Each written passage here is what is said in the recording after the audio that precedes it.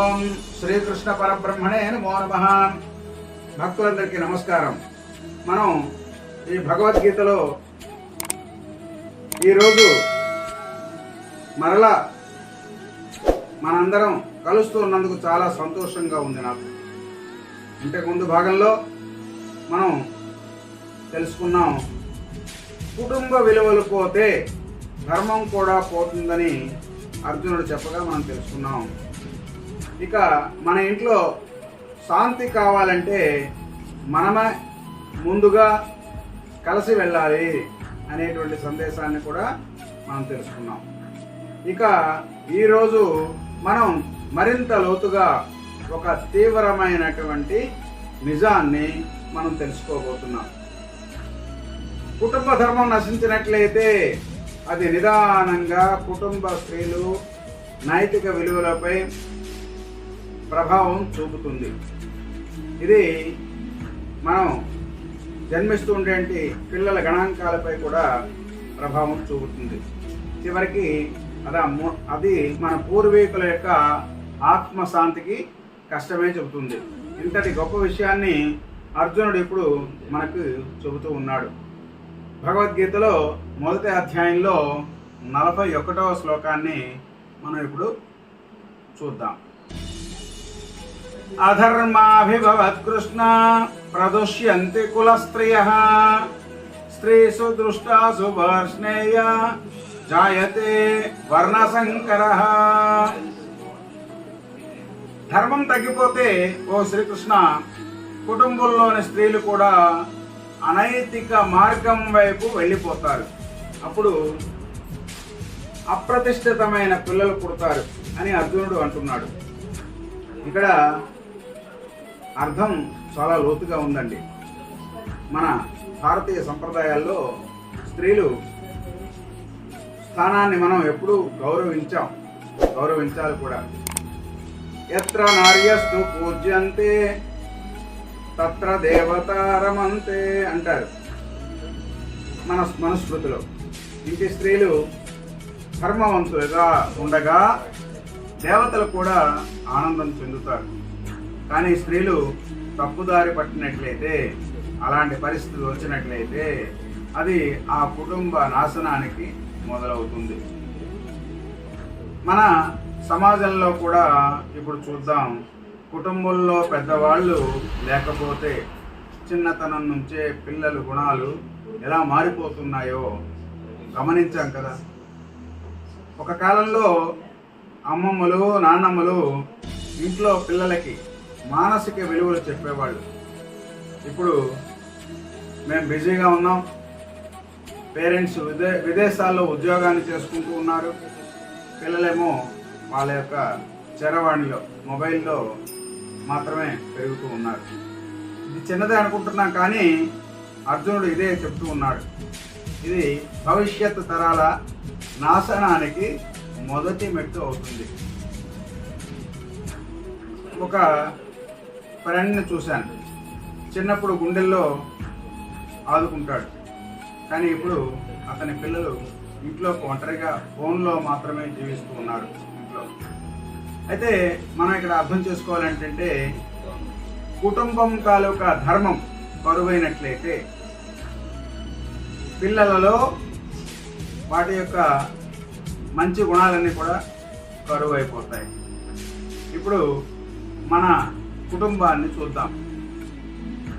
మన పిల్లల్ని మంచిగా పెంచేందుకు మనం కుటుంబ విలువలు బతికిస్తున్నాయా, లేక మేము బిజీగా ఉండి వారికి దారి తప్పించే పరిస్థితులు తెచ్చిపెడుతున్నామా అనేటువంటిది ఆలోచించాలి.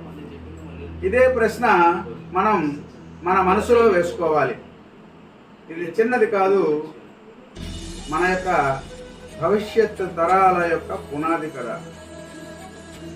ఇక భగవద్గీతలో మొదటి అధ్యాయంలో 42వ శ్లోకాన్ని చూద్దాం.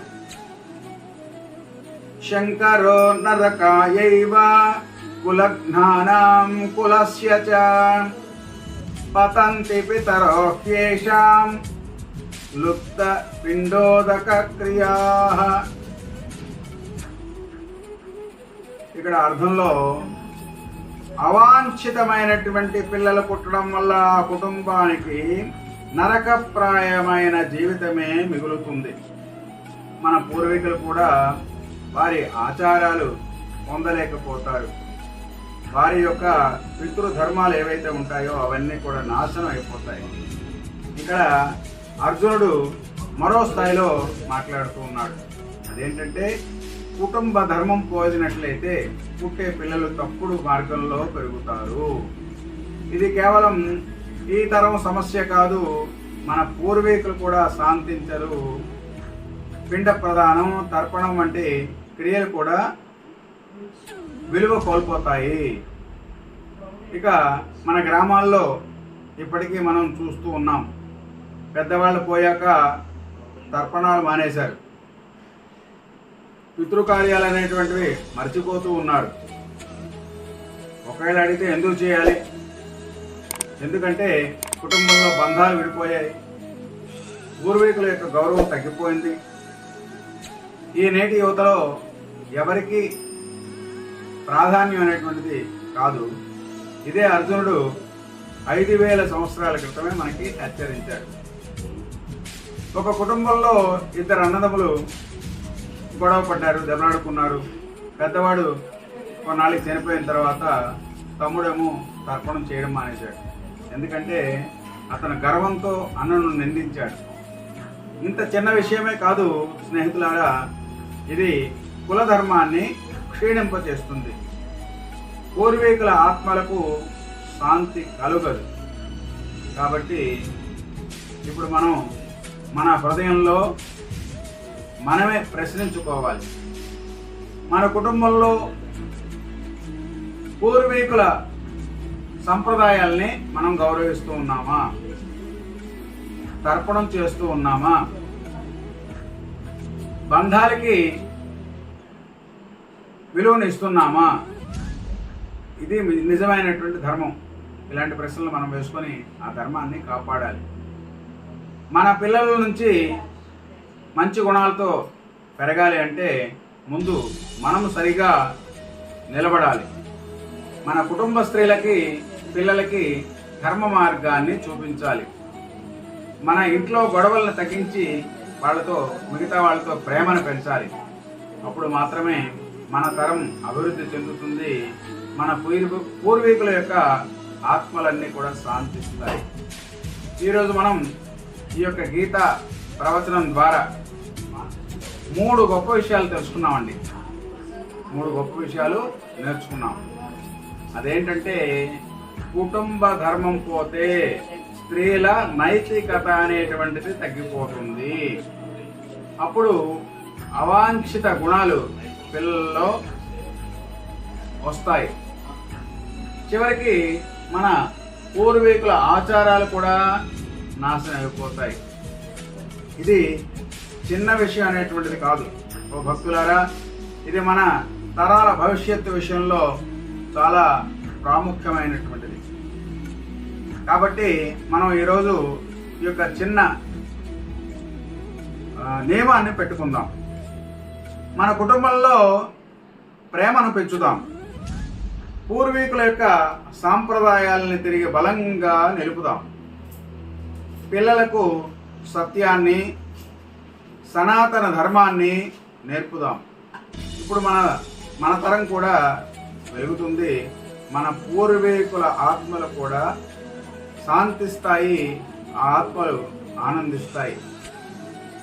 మీకు ఈ యొక్క ప్రవచనం అనేటువంటిది చెప్పింది నచ్చిందా? మరిన్ని ఇలాంటి జీవన మార్గదర్శక సందేశాల కోసం బీకే శర్మ కన్సల్టెన్సీ అనేటువంటి ఛానల్ని సబ్స్క్రైబ్ చేయండి. ఓ బంధువులారా, వీడియో నచ్చితే ఒక చిన్న లైక్ కూడా కొట్టండి. ఈ విషయాన్ని మీ మిత్రులకు షేర్ చేయండి. అలాగే ఈ సందేశాన్ని మిత్రులకు అందించండి. రేపు మరికొన్ని విషయాలతో మన యొక్క గొప్ప ప్రవచన సందేశంతో మళ్ళీ కలుద్దాం. ధన్యవాదాలు. జై శ్రీకృష్ణ. శ్రీకృష్ణ పరబ్రహ్మణే నమో నమః.